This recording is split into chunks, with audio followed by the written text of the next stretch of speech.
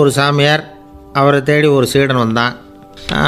என்னாச்சு தெரியுமா சுவாமி, எனக்கு நிம்மதி வேணும், அதுக்கு என்ன வழின்னு கேட்டான்.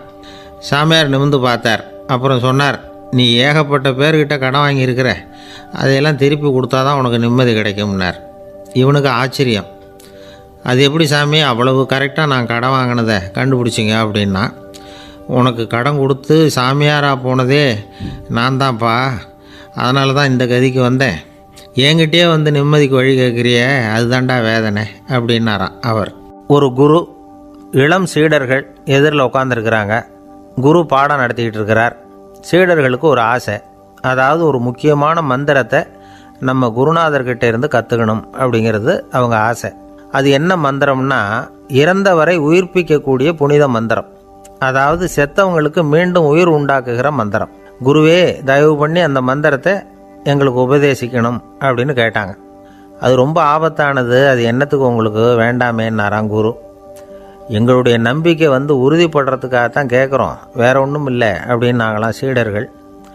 பக்குவப்படாத அறிவுங்கிறது ரொம்ப ஆபத்தானது அப்படின்னாராம் குரு. இது சீடர்களுக்கு புரியல. அது எப்படிங்க பக்குவப்படாத அறிவு ஆபத்தானதுன்னு சொல்கிறீங்க, அப்படின்னா என்ன அப்படின்னு கேட்டிருக்காங்க சீடர்கள். குரு அதுக்கு விளக்கம் கொடுத்தாராம். அந்த மந்திரத்தை எப்போ பயன்படுத்தணுங்கிறது முக்கியம். அதை அறியக்கூடிய ஞானம் ஏற்படுகிற வரைக்கும் அதை தெரிஞ்சுக்காமல் இருக்கிறது தான் நல்லது, இல்லைன்னா ஆபத்துன்னாராம்.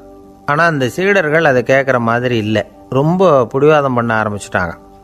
சரி வாங்க சொல்கிறேன்னார் குரு. எல்லாரும் வந்தாங்க.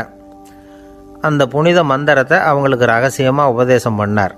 உபதேசம் பண்ணிவிட்டு அவங்களுக்கு எச்சரிக்கையும் கொடுத்தார். இந்த மந்திரத்தை நல்லா ஆராய்ச்சி பார்த்ததுக்கு அப்புறம் தான் உச்சரிக்கணும், அவசரப்பட்டு எதுவும் செஞ்சிடக்கூடாது அப்படின்னு ஒரு தடவைக்கு பல தடவை எச்சரிக்கை கொடுத்தார். சரின்னு சொல்லிவிட்டு அவங்கெல்லாம் மந்திரத்தை கற்றுக்கிட்டு எழுந்திரிச்சு போயிட்டாங்க. ஒரு நாள் அந்த சீடர்கள் எல்லாம் மணற்பாங்கான இடத்துல அப்படியே நடந்து போயிட்டுருக்கிறாங்க. ஒரு பாலைவன பகுதி மாதிரி ஒரு இடம். அங்கே ஒரு இடத்துல எலும்புகள் குவியலாக கிடந்தது. உடனே இந்த சீடர்கள் முன்ன பின்ன யோசிக்காமல், தியானமும் பண்ணாமல், அந்த மந்திரத்தோட பயனை சோதித்து பார்க்கணும் அப்படின்னு நினச்சிக்கிட்டு அந்த மந்திரத்தை உச்சரிக்க ஆரம்பிச்சிட்டாங்க. அவ்வளோதான். உடனே என்னாச்சு தெரியுமா, அந்த எலும்புகள் எல்லாம் ஓநாய்களாக மாறி அவங்கள துரத்த ஆரம்பிச்சிட்டுது. சீடர்கள் எல்லாம் தலைதெறிக்க ஓட ஆரம்பிச்சிட்டாங்க. ஓநாய்களும் விடலை, அவங்கள துரத்தி பிடிச்சி கடித்து குதற ஆரம்பிச்சிட்டுது. அப்போ தான் அந்த சீடர்களுக்கு குரு சொன்ன அறிவுரையோட அர்த்தம் புரிஞ்சுது.